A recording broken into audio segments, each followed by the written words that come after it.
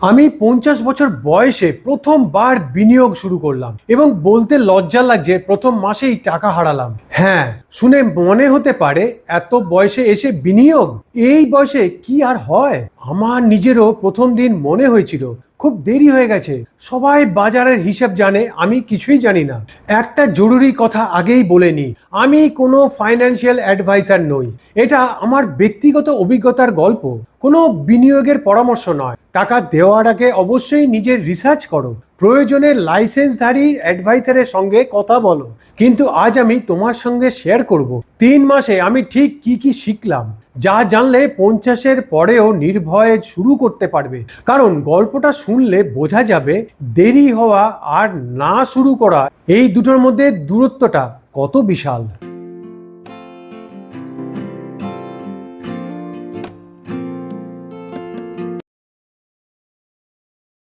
সৎ কথা বলি, আমার জীবনে টাকা জমানো বলতে শুধু ব্যাংকে রেখে দেওয়াই ছিল। মাস শেষে যা বাঁচতো সেভিংস অ্যাকাউন্টে ঢুকতো, আর ভাবতাম এটাই তো জমানো, এটাই তো সুরক্ষিত। কিন্তু একটা সন্ধ্যায় হিসাবটা দেখে হতবাক হয়ে গেলাম। জিনিসের দাম প্রতি বছরেই বাড়ছে আর আমার টাকা পড়ে আছে, বাড়ছে না। তখন প্রথমবার বুঝলাম টাকা শুধু জমালেই হয় না, টাকাকে কাজে লাগাতে হয়। আমার পাশের মানুষটার দিকে তাকালাম, বাজার ভালো করছে, তার টাকা কাজ করছে, আমারটা ঘুমিয়ে আছে। জীবন খুব ছোট। আমি ঠিক করলাম 3 মাস, 3টে জরুরি শেখা, শুনলে তোমারও লেগে যাবে। প্রথম দিন একটা মিউচুয়াল ফান্ডে টাকা দিলাম, অ্যাপে কয়েকটা বাটন চাপা, ভাবলাম এটাই বিনিয়োগ। কিন্তু সেই সপ্তাহেই বাজার পড়ে গেল, আমার ছোট্ট টাকাটাও কমতে শুরু করলো। মনে হলো সব হারিয়ে ফেললাম। ফোন বন্ধ করে রাখলাম। আর সেই রাতেই একটা প্রশ্ন আমাকে ঘুমোতে দিল না, আমি কি ভুল করলাম?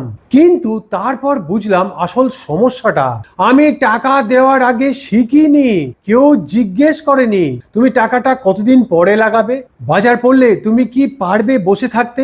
বিনিয়োগের প্রথম শেখা টাকা নয়, নিজেকে চেনা। আর হ্যাঁ, আরেকটা কথা, এই জায়গাটায় আমি তোমাকে একটা দায়িত্বের সঙ্গে বলছি, মার্কেট সবসময় ওঠানামা করে, স্বল্প সময়ে লাভের নিশ্চয়তা কোনো বিনিয়োগই নেই। কেউ গ্যারেন্টি দিলে সেটা লাল পতাকা। দ্বিতীয় মাসে ভাবলাম আমার হাতে তো বেশি টাকা নেই, এত অল্প নিয়ে কি করব, সবাই তো লক্ষ লক্ষ টাকা দিয়ে বিনিয়োগ করে। কিন্তু তখনই একদিন হিসাব করে দেখলাম ছোট ছোট করে প্রতি মাসে টাকা রাখলে বছরের শেষে মোটামুটি একটা জমা হয়। আর এটাই হলো বড় শেখা, বিনিয়োগের শুরুতে বড় টাকার দরকার নেই, দরকার নিয়ম। একদিন না খেয়ে থাকবো এরকম কোনো নিয়ম না, কিন্তু যা পারি প্রতি মাসে সেটুকু নির্ধারিত রাখবো, মিস করব না। এই ছোট ছোট নিয়মেই আসলে সবচেয়ে বড় শক্তি হয়ে ওঠে, কারণ টাকাটা নয়, অভ্যাসটাই জমে। আর এখানে আরেকটা জরুরি শেখা পেলাম, টাকা না বুঝে যাকে তাকে দেওয়া চলবে না। অল্প টাকা বলে অসাবধান হওয়া সবচেয়ে বড় ভুল।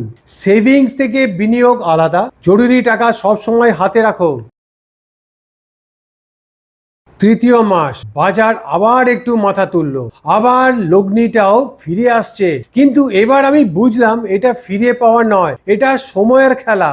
জিনিসটাকে সেভাবে ভাবো, গাছ লাগিয়ে প্রতিদিন খুঁড়ে দেখলে গাছ মরেই যায়, টাকাও তেমনি। প্রতিদিন গ্রাফ দেখে মনের ওঠানামা করতে গেলে সিদ্ধান্তই নষ্ট হয়ে যায়।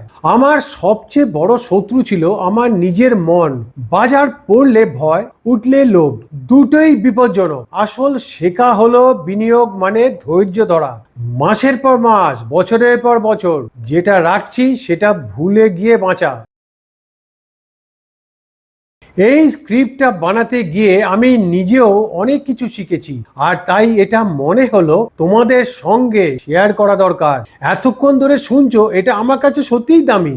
যদি এখনো সাবস্ক্রাইব না করেছো, এটা সাবস্ক্রাইব করে দাও। 50-এর পরে জীবনের আরো গল্প শুনবে এই চ্যানেলে। আর হ্যাঁ, তৃতীয় মাসের সবচেয়ে বড় আবিষ্কার, আমি শুধু টাকাই জমাইনি, একটা আত্মবিশ্বাসও জমেছে।